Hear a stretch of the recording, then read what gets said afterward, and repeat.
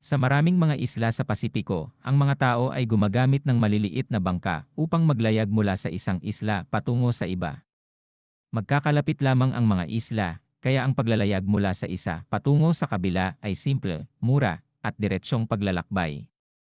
Kaya nakagawian na ng mga tao sa Tokelau ang paglalayag.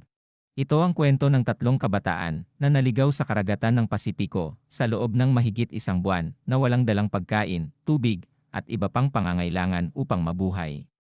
Paano nga ba sila nakaligtas sa mga pagsubok na kanilang pinagdaanan?